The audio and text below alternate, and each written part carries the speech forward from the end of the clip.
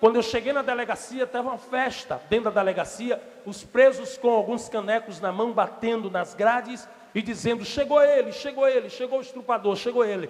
E ali dentro, irmãos, quando eu estava dormindo, muitas das vezes, tem um lugar por nome Boi. Este lugar é dado dentro do presídio como boi, como na verdade ali é o vaso sanitário, é o banheiro onde os presos tomam banho. Muitas das vezes, muitas noites, eu dormindo, eu tirava um rato que não tinha mais tamanho de cima de mim, desse tamanho, ratos que dormiam em cima de mim aqui, eu arrancava o rato com a mão e jogava longe. Quando chegava a alimentação para mim dentro do presídio, dentro da delegacia, os presos, os detentos diziam: não, aqui estrupador tem que comer só arroz puro, com feijão, carne não come não. Tirava a galinha do meu prato, tirava a carne do meu prato, colocava no prato dele. E passei por este processo durante alguns meses. E quando os oficiais ali dentro daquela delegacia ia servir o lanche, eles deixavam de propósito a cela aberta e dizia para mim: Negão da Manteiga. Eu tinha um apelido por Negão da Manteiga porque eu vendia manteiga falsificada. Então este apelido pegou dentro do presídio e dentro da delegacia. Quando eu estava ali dentro daquela delegacia, muitas das vezes o carcereiro abria a porta, a grade, e dizia para mim: se você quiser fugir, foge, porque para você é detenção e vai ser muitos anos. Lá dentro você vai virar mulher de detento lá dentro. E eu começava a chorar, começava a entristecer com aquilo ali. Eu chorava não porque eu fiz aquilo, eu chorei porque nunca tinha passado por aquela situação. Para mim era uma situação difícil aquilo ali. Então, dentro daquela cela, o carcereiro mandava que eu saísse e dizia, me dando fuga. E algo dentro de mim dizia: não saia, enfrente essa situação. E dentro daquela delegacia, eu passei por um processo que, sendo homem, não poderia passar. Esse processo foi um processo de abuso sexual, um preso, abuso sexual sobre mim. Esse processo me causou o vírus HIV no meu sangue.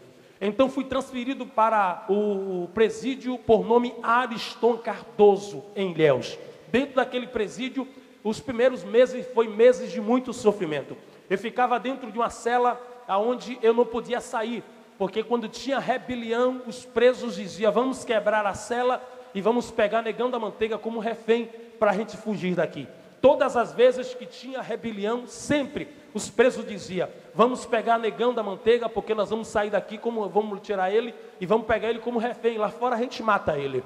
E eu não podia tomar sol junto com os outros presos, porque o meu artigo era um artigo pesado, era um artigo menos considerado, como já disse para os irmãos. E dentro do presídio, várias vezes tinha rebelião, muitas rebeliões, várias vezes.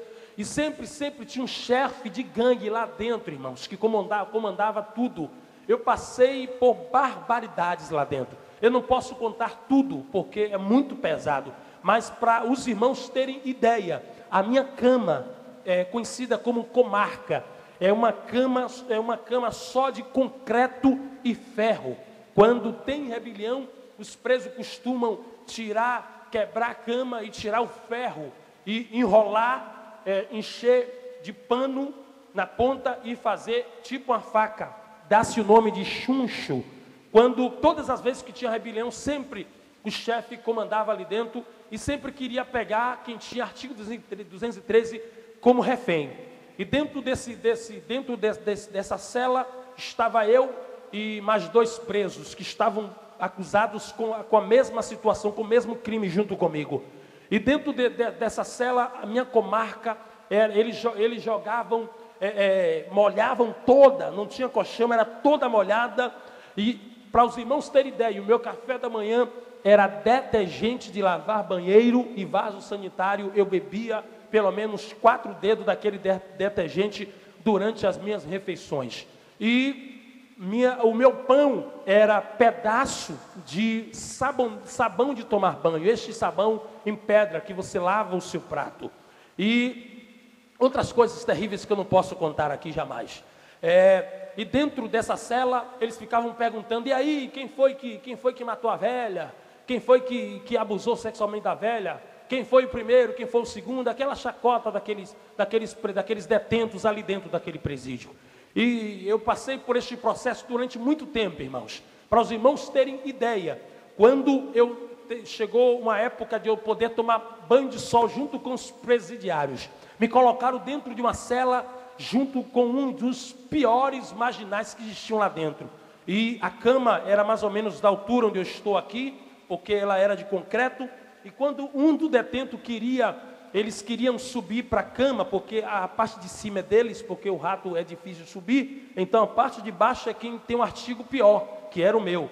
Então, para eles subirem, eu era elevador para eles. Eu deitava todo no chão, eles subiam nas minhas costas e eu fazia de elevador para eles. E eles subiam na comarca para dormir. Então, todas as noites, todos os dias, sempre essa mesma rotina. Quando aconteceu que dentro daquele presídio estava ali algumas pessoas acusadas dos mesmos crimes, pessoas que acusadas de outros crimes, pessoas que não fez nada, como eu também e os outros presos que caíram junto comigo também não havia feito nada. E nós passamos por este processo durante muito tempo. Para os irmãos terem ideia, como eu nasci no orfanato, fui pegar o meu registro há pouco tempo, e no meu registro tem que eu cheguei no orfanato com 4 anos de idade. Os meus pais me entregaram com 4 anos de idade para o orfanato. E eu ficava dentro daquele presídio olhando para ver se vinha algum parente, para ver se vinha algum amigo, para ver se vinha alguém para me visitar. Como na verdade não vinha ninguém. Mas quando a minha entrada no presídio, irmãos, parecia uma torcida tricolor, recebendo um gol de um time fanático. Era caneca batendo nas grades. E cada grade que eu passava, eu levava uma paulada com cabo de vassoura, um tapa. Para os irmãos terem ideia, quando eu entrei no presídio, eu entrei parecendo que estava desfilando em uma passarela. Eles rasparam a minha sobrancelha, eles passaram um batom em mim, rasparam a minha cabeça, e eu tive que entrar desfilando como se estivesse na passarela, igual uma mulher desfilando na passarela. Eu estou dizendo tudo, né? E dentro desse presídio foi muitos meses passando por um processo desse. E me lembro que eu estava, quando era momento de visita, eu ficava esperando vir alguma visita, porque lá dentro os presos tinham que se manter. E as famílias, quando iam visitar, levavam pasta de dente, levavam escova, levavam sabonete. E para mim eu não recebia nada. E como é que você escovava dente lá dentro, irmão Lázaro? Como é que o senhor tomava banho com sabonete lá dentro? Era simples. Eu simplesmente chegava para um detento lá dentro e dizia: posso lavar sua roupa? Quando eu lavava a roupa dele, ele me dava um sabonete. Ele me dava uma pasta de escovar os dentes. Isto era muitos meses lá dentro acontecendo isso. Para os irmãos terem ideia, para eu lavar minha própria roupa lá, eu era o último da fila. No meio de 1000 e poucos presos, eu era o último da fila. Se sobrasse água, se sobrasse água porventura, eu lavava a roupa. Senão não tinha como eu lavar a roupa. E durante muitos meses aconteceu isso. Inclusive o diretor deste presídio, ele observou que nós estávamos sendo muito maltratados. Muitos maltratados. De tudo que os irmãos imaginaram, eu passei naquele presídio. E quando nós estávamos ali, o diretor do presídio disse: agora a única coisa que nos resta aqui é deixar que a própria justiça venha cuidar deles. Que venha cuidar deles, porque nós não podemos fazer nada. Nós já entramos com ação na justiça contra esses rapazes, contra esses jovens. Agora cabe à justiça julgar eles. E dentro do presídio acontecia sempre, se não me foge de memória, sempre às quarta-feiras, um culto dado pelo um grupo de ex-marginais, homens que foram perigosos no mundo, conhecido como Esquadrão da Vida. Ali naquele grupo continha membros que eram da quadrilha, uma quadrilha muito famosa em Salvador, por nome Bebê a Bordo, uma família muito perigosa. E um dos componentes desse grupo estava ali me evangelizando. Existia, dentro desse grupo também, um jovem por nome Roberto, conhecido no mundo do crime como Major. Ele era do Comando Vermelho da cidade do Rio de Janeiro, e ele estava entregado também nesse grupo de evangelismo, que foi consagrado pelo pastor presidente, que é o meu pastor em Salvador, pastor ali no Brasil, pastor Israel Alves Ferreira. Esse grupo foi consagrado justamente para entrar nos presídios e evangelizar os presos. E lembro-me que dentro de alguns cultos desse, acontecia momentos de louvores, momentos de pregações, e um detento teve um sonho comigo e com os outros presos que caíram junto comigo. E no sonho ele disse que saía um, depois saiu outro, saía um atrás do outro, mas que nós iríamos sair. E quando nós fomos procurar saber, esse detento, ele é evangélico já há muitos anos, e ele contou esse sonho para nós. E para os irmãos terem ideia, eu fui em 8 audiências, ia um comboio de carro, o carro conduzindo a gente, mais ou menos uns 5 viaturas, polícia militar e polícia civil fazendo a nossa guarda, fechava a cidade para poder a gente ir para o tribunal de justiça, para poder responder o processo. Lembro-me que uma vez, irmão, eu estava tão angustiado dentro do presídio, que os presos, porque existe uma liturgia dentro do presídio, quem entrega ao outro é conhecido como caboete, ou cagoete, tanto faz. E foi dado que eu tinha entregado os outros 2 jovens. E aí, os presos dentro do presídio disseram para mim, se você não assumir o crime, nós vamos matar você. Aí, pegaram uma faca desse tamanho e disseram, nós vamos cortar você todinho e vamos colocar por dentro do vaso sanitário, se você não assumir o crime. Logo eu fiz uma carta, escrevi uma carta para o juiz, e aguardei o juiz me esperar. E dentro desse presídio, quando tinha esse culto, eu aceitei a Jesus como Salvador através desse grupo, Esquadrão da Vida, que foi evangelizar. E dentro dessas 8 audiências, na última audiência, eu resolvi escrever uma carta para o juiz. Eu disse, doutor Paulo Alberto Nunes Chinor, eu não aguento mais. Eu quero dizer para o senhor que foi eu fui a pessoa que matei esta mulher, eu fui a pessoa que fiz tudo isso com esta mulher. Esses 2 presos, eles não fizeram nada. Irmão, o juiz não é menino, o juiz, ele estuda psicologia. Então, quando ele olha dentro dos seus olhos, quando ele olha em você, quando ele mira em você, ele sabe quem mente, ele sabe quem é marginal e ele sabe quem não é marginal.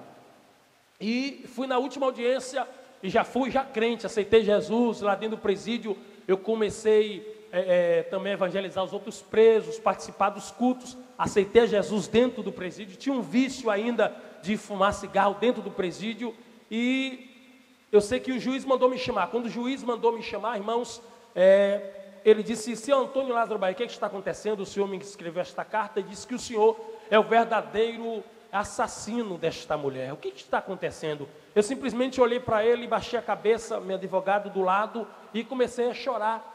E o juiz olhou para mim e disse, eu estou vendo que o senhor está sendo coagido para assumir um crime que o senhor não cometeu.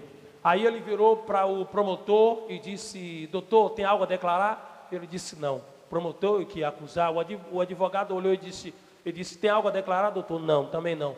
Então ele disse, seja decretado o alvará de soltura de Antônio Lázaro Bahia e José Roberto dos Santos Cardoso. Irmãos, eu peguei na minha mão, eu peguei o alvará e eu disse, para onde é que eu vou agora, Deus? Liguei para o orfanato, a minha tia disse, estou mandando um dinheiro para você vir para aqui, para o centro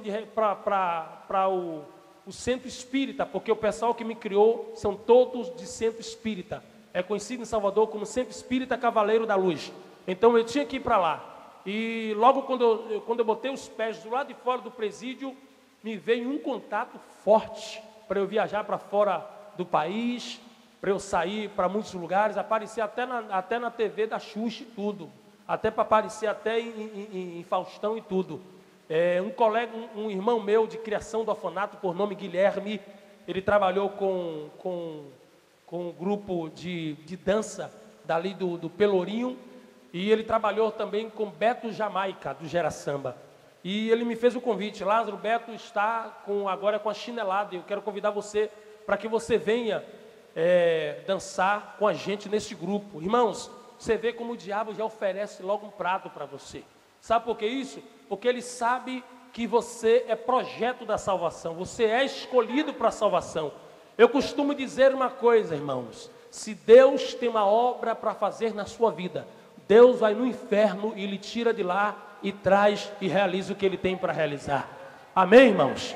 Você pode dar glória a Deus por isso?